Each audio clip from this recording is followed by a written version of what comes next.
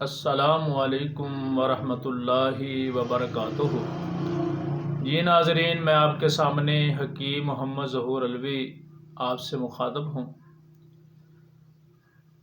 امید ہے ناظرین بھی سب دوست احباب خیریت سے ہوں گے۔ اللہ تبارک و تعالی تمام کو اپنے حفظ و امان میں رکھے۔ تو آج میں ناظرین کے لیے ایک طلا کا نسخہ لے کے آیا ہوں۔ یہ طلا عجیب قسم کا طلا ہے،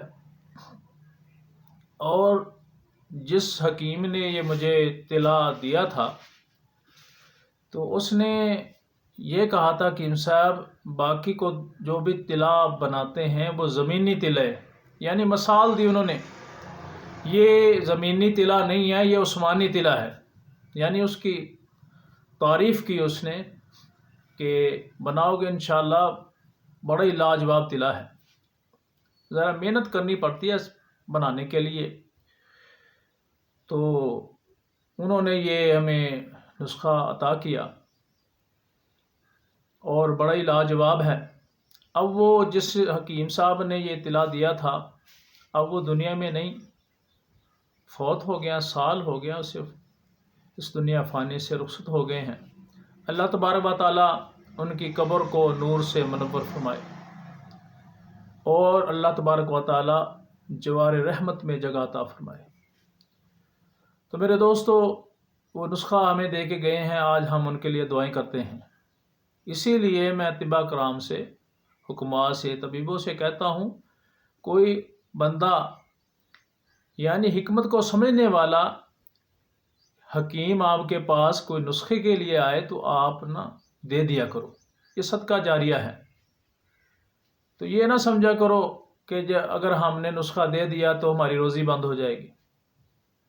تو میرے دوستو، روزی دینے والی رب العالمین کی ذات ہے، وہی روزی عطا کرتی ہے۔ تو آج نسخہ انشاءاللہ نوٹ کر لیں، میں آپ کو طریقہ کار بتاتا ہوں کیسے بنانا ہے۔ سب سے پہلے آپ نے 500 گرام آپ نے دہی لینی ہے۔ اس کے بعد آپ نے بھینس کا، جوان بھینس جو ہوتی ہے اس کا گوبر آپ نے لینا ہے، یہ بھی 500 گرام یعنی آدھا کلو۔ اس کے بعد گدھے کا آپ نے پیشاب لینا ہے۔ سب چیزوں کو یکجان کر کے ہڈیاں میں ڈال کر ڈھکن بند کر دینا ہے۔ اب اس کے ڈھکن کے اوپر آپ نے چند سوراخ آپ نے لگا دینے ہیں، چند سوراخ آپ نے نکال دینے ہیں، یعنی اس کا گیس جو ہے خارج ہوتا رہے۔ اسے 10 دن آپ نے دھوپ میں رکھ دینا ہے تاکہ اس میں بچھو پیدا ہو جائیں۔ کچھ دنوں کے بعد اس میں بچھو پیدا ہو جائیں گے، جب آپ دیکھیں گے سب بچھو ہوں گے تو اس وقت آپ نے صفوف خراتین، پھر فیون، پوست، بیخ، کنیز سفید یعنی کنیر کی، سفید کنیر پھولوں والوں کی جو جڑ کا جو اوپر والا پوست ہے وہ آپ نے لینا ہے، جوک لینی ہے،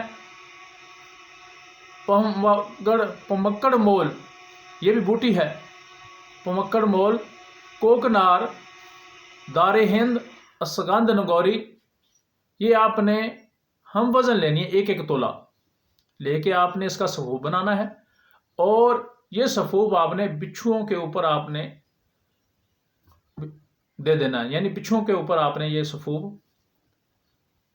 تاکہ بچھو اس صفوف کو کھا لیں۔ جب یہ صفوف سب کھا لیں گے تو پھر آپ نے چمٹی سے بچھو کو پکڑ کر شیشے کی بوتل میں، آتشی شیشی میں آپ نے ڈال دینے ہیں، ڈال کر منہ بند کر کے کھچڑی میں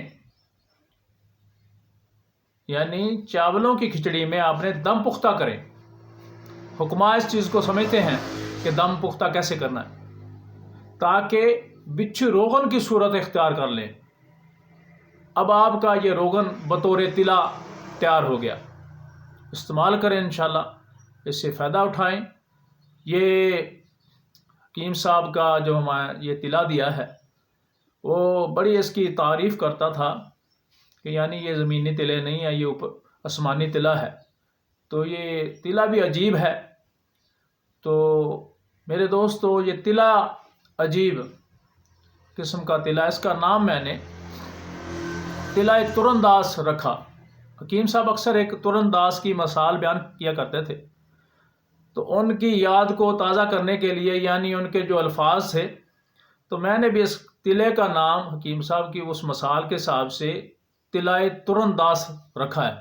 یعنی جب تلا کا نام ہوتا ہے تو پھر یاد آتے ہیں۔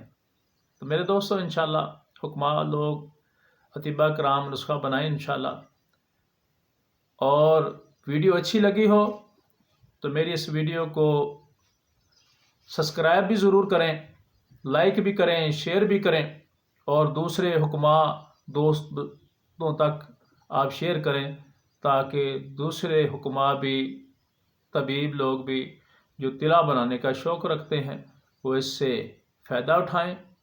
دعا میں ضرور یاد رکھیں۔ اب کے لیے اجازت، خدا حافظ۔